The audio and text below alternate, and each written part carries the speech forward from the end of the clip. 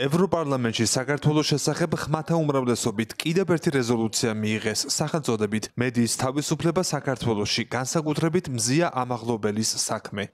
324 ევროდეპუტატმა ამ რეზოლუციას მხარი დაუჭირა. წინააღმდეგ 25 წავიდა, ხოლო 87-მა თავი შეიკავა. ამ რეზოლუციით ევროპარლამენტი საქართველოს მთავრობისგან მოითხოვს მზია ამაღლობელის დაუყოვნებლივ და უპირობო გათავისუფლებას. კაცრად გმობს ქართული ოცნების რეჟიმის სისტემურ თავდასხმას დემოკრატიულ ინსტიტუტებზე.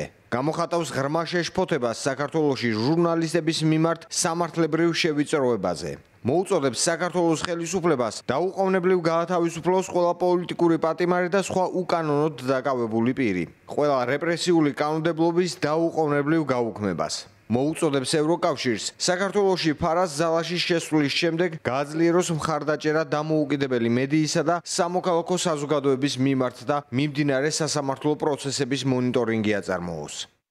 ქართული ოცნების ლიდერები კვლავ უსამართლოს და არაობიექტურს უწოდებენ ევროპარლამენტის მორიგ რეზოლუციას.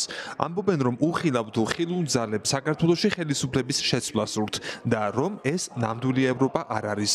არსებობს ადამიანები, ვინც ჯიუტად ებრძვის ქართულ სახელმწიფოებრიობას, ებრძვის არსებულ ხელისუფლებას, იმიტომ რომ ისინი დამარცხდნენ არჩევნებში და ვერ შეძლეს თავიანთი აგენტურის მოყვანა. რეალურად რა ხდება, ხო? საქართველო აგრძელებს განვითარებას, აგრძელებს წინსვლას ევროინტეგრაციის გზაზე, თუმცა არის ხელისშემშლელი მომენტები, კონკრეტულად განცხადებები, რომელსაც ვისმენთ, ქმედებები, რომელიც მხოლოდ და მხოლოდ ტყუილზე, სიცრუეზე, შანტაჟზე არის დაფუძნებული. კრიტიკა მისაღები იქნება იმ შემთხვევაში, თუ ეს კრიტიკა იქნება ობიექტურ, ასე ვთქვათ, მონაცემებზე დამყარებული. კი, მაგრამ რატო უნდა ჩატარდეს ახალი საპარლამენტო არჩევნები? იმიტომ რომ შენ რომ გინდოდა იმ პოლიტიკურმა ძალებმა არჩევნებში ვერ გაიმარჯვებს. ამიტომ უნდა მოუწყო ქვეყანას ხელოვნური კრიზისი, პოლიტიკური კრიზისი, რომ ამით მიაღწიო შენ საწადელს. ოპოზიციონერი პოლიტიკოსები ამბობენ, რომ ევროპარლამენტის რეზოლუცია სრულად ასახავს საქართველოში დემოკრატიასთან დაკავშირებით არსებულ მძიმე გამოწვევებს და ევროპულ სტრუქტურებს ქმედითი ნაბიჯებისკენ მოუწოდებენ. მოლოდინი არის ის, რომ ისინი შესაბამისად მოახდენენ რეაგირებას.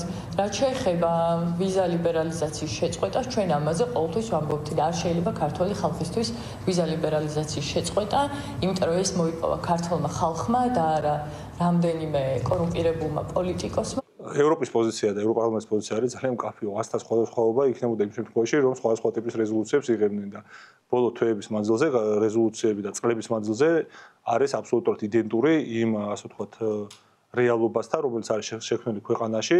კონკრეტული ადამიანები ყველგანი არსებობენ, რომელთაც შეიძლება განსხვავებული ამით თქვან, მაგრამ საბოლოო ჯამში, რა თქმა უნდა, ერთიანი არის პოზიცია ევროპის და დასავლეთის. ამიტომაც არის, რომ მთლიან დასავლეთს და ევროპას ივანიშვილი და მისი ბანდა მოიხსენიებენ როგორც გლობალურ ომის პარტიას და deep state-ს და ამით აყენებენ შეურაცხყოფას ჩვენ დასავლურ კოლეგებს.